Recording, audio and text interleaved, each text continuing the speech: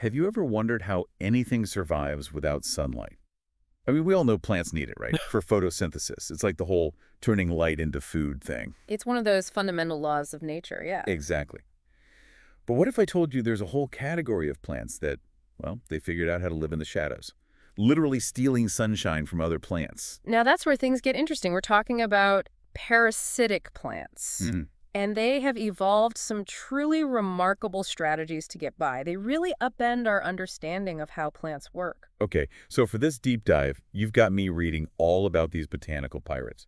There's this article from the Natural History Museum that's a great overview, and then this dense scientific paper, Parasitic Plants, Yeah. Physiology, Development, Signaling, and Ecosystem Interactions. Wow. And that's what's so cool about this topic. We're not just talking about a few oddball plants. This is a fundamental shift in how we understand plant evolution and ecology.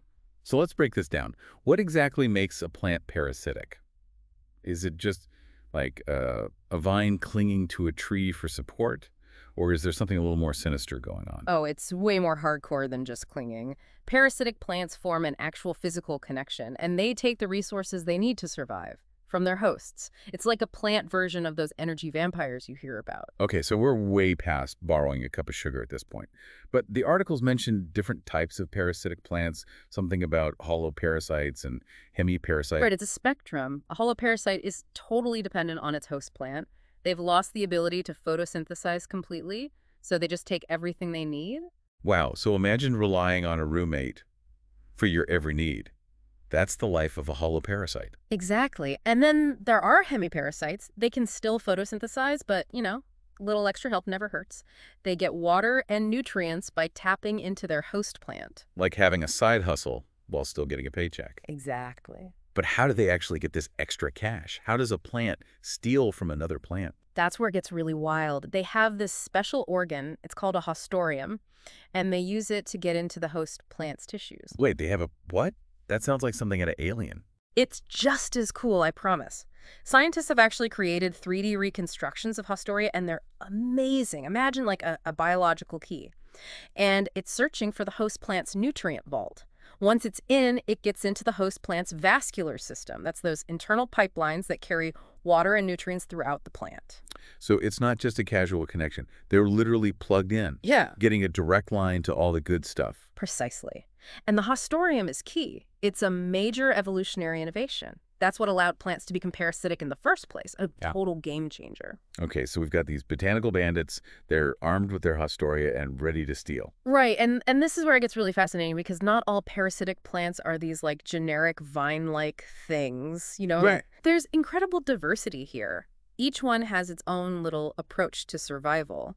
Some are masters of stealth, like Daughter. Daughter. Is that the stuff that looks like orange spaghetti all over a plant? Definitely seen that hiking. That's it, Cascuda. It's all about minimalism.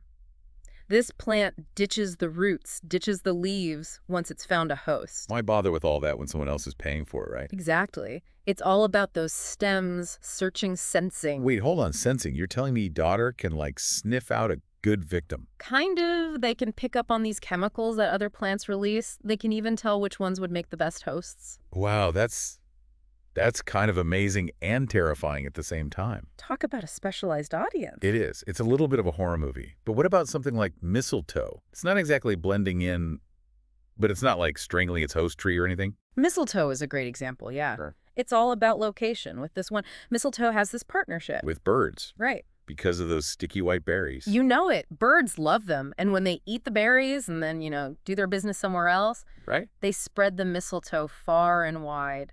Some even have exploding seeds for dispersal. Okay, now that's just showing off. They've really thought of everything. Are there any parasitic plants that are a little less aggressive? Well, some rely on more captivating strategies. Yeah. Take the giant Padma Rafflesia arnoldii. It's the world's largest flower. Wait, that massive fleshy flower. Yeah. That's parasitic. I always thought it looked kind of sinister. Sinister and strategic. Most flowers attract pollinators with sweet scents. This one, it smells like rotting flesh. Effective. Not sure I'd want it as a houseplant. It attracts a very particular crowd. Yeah. And it clearly works. It's amazing. Every parasitic plant seems to have its own strategy. Makes you think what extreme lengths we'd go to if we were totally dependent on someone else. It really does put things into perspective. But it's not just physical adaptations. Parasitic plants also have chemical weapons. Chemical weapons. Now we're talking about an arms race. Chemical weapons. It's like we're talking about a botanical arms race out there. Not that far off. Remember those strigolactones we talked about? Yeah, those chemical signals that some of the parasitic plants use to track down their hosts. It all sounded incredibly complex in that paper. It is complex, but basically imagine a parasitic plant seed just hanging out in the soil, right? Waiting for a host. It doesn't want to waste energy germinating before it knows there's a good target nearby. That's where the strigolactones come in. So the host plant is sending out an ATB, free food here, totally unaware of what might show up. You got it. These strigolactones are actually for beneficial fungi. But the parasitic plants, they've figured out how to eavesdrop. It's a whole underground espionage operation. Wow. And the really wild part is, scientists are trying to use this against them, to fight back against the parasitic plants that hurt crops. We're learning to speak their language. Exactly. If we can understand those chemical conversations, then we can develop strategies to mess with their whole system. Maybe create crops that don't release as many strigolactones, so they're not as appealing to the parasites, or even come up with, like, synthetic chemicals that block those signals. That's amazing. Yeah. But it makes me think about the impact of all this. I mean, we've talked about how cool and weird parasitic plants are, but things get a little more serious when you consider the effects, especially on agriculture. Absolutely.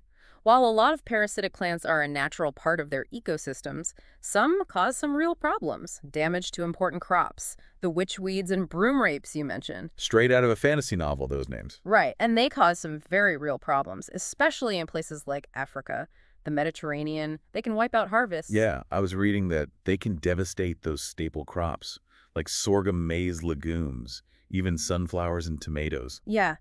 They attach to the roots and just steal all the water and nutrients. Huge losses for farmers. And it's not just those two either. That research from Masanga and the team in 2021, they found that giant daughter Cuscuta reflexa, a huge growing threat to some really valuable crops in Africa. Tea, coffee, even mango. Giant daughter. This thing sounds relentless. What can we even do about it? A lot, actually. Yeah. It's definitely not a losing battle. Researchers are always coming up with new ways to deal with these pests, breeding resistant crops, ones that can fight back against the parasitic plants, or at least tolerate the attacks. So it's hoping the crops help themselves. Exactly. But it's not just about the plants either. It's about managing things better, rotating crops, using herbicides more wisely, even introducing natural predators for these parasitic plants. We need solutions that work long term, and that means working with nature, not against it. It's a lot more complicated than I ever imagined. And we've only just skimmed the surface. We have, and that's what makes it so exciting. There's still so much to learn about these plants. Scientists are using all the latest tech, too. Genomics. That's where they study the parasitic plant's DNA to really get into how they work, all their amazing adaptations. So we're using our tech to understand their tech. Exactly. And to help with all this, there's actually a database online now, the War PMP database.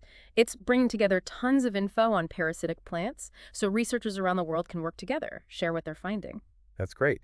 So this isn't just about a few weird and wonderful plants. It's about understanding a key part of our world, one that affects everything from agriculture to ecology. Right. There's still so much to discover about these botanical bandits. Who knows what we'll find out next? Exactly. So the next time you're out there, take a closer look at the plants around you. You might be surprised by what's lurking right under your nose. Until next time, happy exploring, everyone.